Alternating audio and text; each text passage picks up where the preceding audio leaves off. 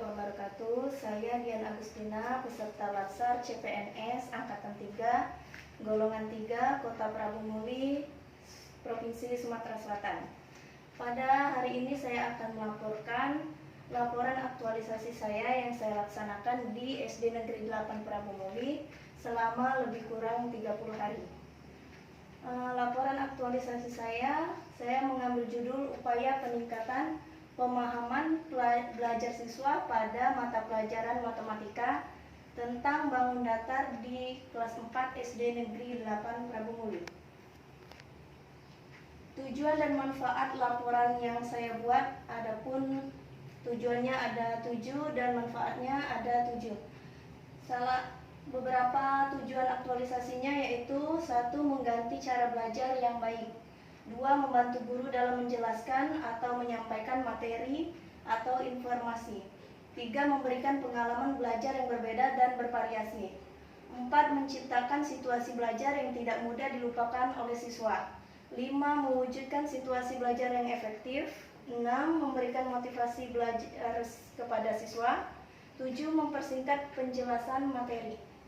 Manfaat aktualisasi: guru mampu membuat dan memanfaatkan media pembelajaran. 2. Memberikan kenikmatan siswa saat belajar atau membaca teks yang bergambar. 3. Mempermudah siswa dalam memahami dan mengingat informasi atau pesan terkandung dalam gambar. 4. Membantu siswa yang lemah dalam membaca untuk mengorganisasikan informasi dalam teks dan mengingatnya kembali dengan kata lain. 5. Memperjelas dan memperbesar bagian penting sehingga mudah dipahami siswa. 6. Menumbuhkan motivasi belajar siswa. Dan terakhir, menumbuhkan keaktifan siswa dalam belajar. Pendalaman core isu: kegiatan yang telah dirancang dan disusun memiliki tujuan agar kegiatan pembelajaran di kelas lebih menarik dan adanya variasi dalam penggunaan media pembelajaran di SD Negeri 8 Prabu Muli. Adapun tahapan kegiatan yang dilakukan itu ada 9. 1. Melakukan konsultasi dengan mentor. 2. Menyusun rencana pelaksanaan pembelajaran atau RPP. 3. Membuat media dan alat pembelajaran yang inovatif. 4. Membuat instrumen penilaian. 5. Melaksanakan kegiatan pembelajaran dengan menggunakan media dan alat pembelajaran yang inovatif. 6. Melaksanakan evaluasi pembelajaran atau ulangan harian dan melaporkan evaluasi kepada kepala sekolah atau mentor. 7. Menyampaikan hasil ulangan harian dan memberikan reward kepada siswa. 8. Melakukan refleksi diri pada kegiatan pemahaman materi yang diajarkan. 9. Memperbanyak dan jilid laporan. Adapun media yang saya gunakan yaitu media gambar. Media gambar bangun datar, dalam hal ini bangun datarnya persegi panjang, persegi, dan segitiga. Lalu memberikan contoh barang-barang yang termasuk bentuknya seperti bangun datar, seperti ini.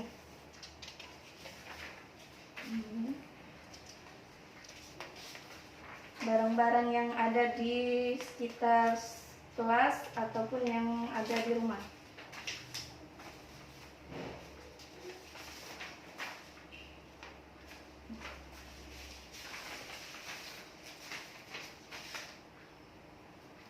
Analisis dampak kegiatan. Kegiatan pertama, melakukan konsultasi dengan mentor. Dampak positifnya: dengan melakukan koordinasi dengan atasan membuat kegiatan lebih lancar dilaksanakan karena mendapat dukungan dan saran dari atasan.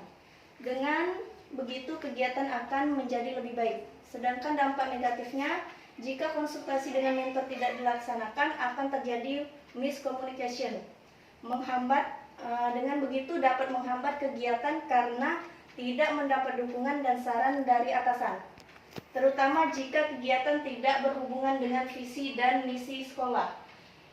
Kegiatan kedua, menyusun rencana pelaksanaan pembelajaran. Dampak positifnya, RPP merupakan pedoman untuk menyampaikan materi supaya tujuan dan pelaksanaan pembelajaran dapat terarah dan tercapai secara optimal. Dampak negatifnya, jika kegiatan ini tidak dilaksanakan, maka tujuan kegiatan belajar mengajar tidak akan tercapai dengan baik karena kegiatan belajar mengajar tidak dipersiapkan terlebih dahulu akan menyimpang dari materi yang diajarkan. 3. Membuat media dan alat pembelajaran yang inovatif. Dampak positifnya, dengan membuat media pembelajaran diharapkan proses belajar mengajar menjadi lebih menyenangkan dan mudah dipahami. Sedangkan dampak positif negatifnya, apabila media pembelajaran tidak dibuat, proses belajar mengajar tidak berjalan dengan baik, siswa menjadi bosan dalam belajar dan materi yang diberikan sulit dipahami. Kegiatan keempat, membuat instrumen penilaian. Dampak positifnya, dengan membuat instrumen penilaian dapat mengukur hasil belajar siswa apakah berhasil atau belum. Dengan demikian, guru dapat memikirkan langkah selanjutnya yang akan dilakukan. Sedangkan dampak positifnya, apabila instrumen penilaian tidak dibuat, guru tidak dapat mengetahui hasil belajar siswa. Kegiatan kelima, melaksanakan kegiatan pembelajaran. Dampak positifnya, kegiatan pembelajaran menggunakan media pembelajaran berpengaruh terhadap keaktifan siswa dalam proses belajar mengajar dan diharapkan tujuan pembelajaran dapat terpenuhi. Dampak negatifnya, guru dituntut menguasai berbagai media dan metode dalam mengajar sesuai dengan materi pembelajaran. 6. Melaksanakan evaluasi pembelajaran dan melaporkan kepada mentor. Dampak positifnya, kegiatan ini dilakukan untuk mengukur tingkat kemampuan siswa dalam memahami materi yang diberikan. Untuk itu, perlu dilaksanakan evaluasi untuk mengukur keberhasilan siswa. Dampak negatifnya, jika kegiatan ini tidak dilakukan, maka guru tidak bisa mengetahui keberhasilan siswa dalam memahami materi. Kegiatan ke-7, menyampaikan hasil ulangan harian dan memberikan reward. Dampak positifnya, dengan memberikan reward berupa pujian, siswa akan lebih giat belajar. Sedangkan dampak negatifnya, jika kegiatan ini tidak dilakukan, maka siswa akan menjadi malas belajar. Kegiatan 8, melakukan refleksi diri. Dampak positifnya, dengan melakukan refleksi diri diharapkan guru tanggap langkah apa yang akan dilakukan selanjutnya. Sedangkan dampak negatifnya, jika kegiatan ini tidak dilakukan, guru tidak dapat mengetahui keberhasilan pembelajaran yang telah dilaksanakan. Kesimpulan laporan aktualisasi ini, ASN merupakan suatu profesi yang dalam proses kerjanya dituntut bekerja secara profesional sehingga menghasilkan pelayanan publik yang berkualitas. Profesi guru sebagai ASN perlu ditanamkan nilai-nilai dasar profesi agar terwujud pendidikan yang berkualitas. Dengan demikian, keberadaan guru yang berkompetensi merupakan syarat mutlak hadirnya sistem dan praktik pendidikan yang berkualitas. Melalui kegiatan mengaktualisasikan nilai-nilai dasar akuntabilitas, nasionalisme, etika publik, dan anti korupsi atau ANEKA akan mampu meningkatkan kinerja ASN dalam menjalankan tugas dan fungsi di instansi tempat bekerja dan menjadi seorang guru yang profesional dan memiliki integritas dalam mewujudkan pelayanan publik. Saran yang saya buat yaitu berdasarkan kesimpulan di atas. Penulis merekomendasikan saran untuk meningkatkan kualitas peserta latsar tahun berikutnya. Antara lain, 1.